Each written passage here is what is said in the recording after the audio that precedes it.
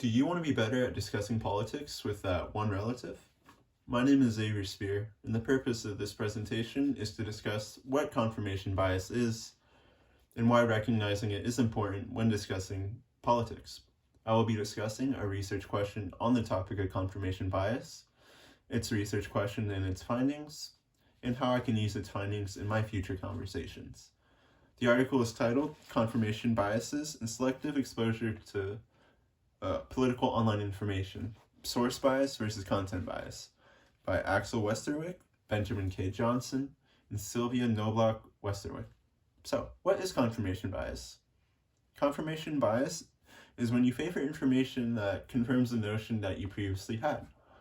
A common example used is someone who believes that left-handed people are more creative than right-handed people will encounter someone who is left-handed and creative and use them to confirm their notion that left-handed people are more creative than right-handed people. And then they will disregard other factors that could have contributed to the person being creative. This article discusses the influences of source and contextual factors in confirmation bias and how that affects polarization. To quickly define terms, the source is where the information comes from, while the content is the information itself.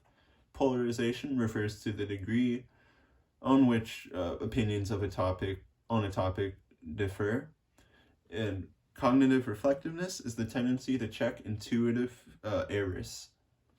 So, this article expands on the topic of confirmation bias, which is discussed in Chapter 6 of the textbook. So, moving on to the research itself. The research question presented for the experiment questions if confirmation bias will be more present in slanted or biased sources versus unbiased sources. And the research found that confirmation bias will emerge regardless of the source, and that the level of confirmation bias present is affected by the cognitive reflectiveness of said person, meaning that the level of confirmation bias will be determined by one's feeling to check their gut feeling. So how can I use this information in my conversations? Well, as an example, me and my brother love talking about politics. Like, it's unhealthy how much we talk about it. Anyways, we were recently discussing the California recall election and about Governor Newsom and discussed some of his policies. We disagreed on one policy, I can't remember which one exactly, and we got frustrated with one another because of our stances. I challenged my brother and asked him what he was reading to form his opinion. What he told me was that he was reading from Twitter, and I laughed at him before he could go further, saying that Twitter is out of touch with the world and that he should touch some grass. When he challenged me on my sources, and I told him AP and CNN, he mocked me in turn, telling me that CNN is a liberal site where you could virtue signal. Obviously, the conversation turned into, a useless spat between siblings. Our parents did tell us we were stubborn growing up, so no surprises there. In all seriousness, though, by being aware that confirmation bias is inevitably going to appear in all people, I will improve my ability to look past the surface, the source, name, and examine the content itself.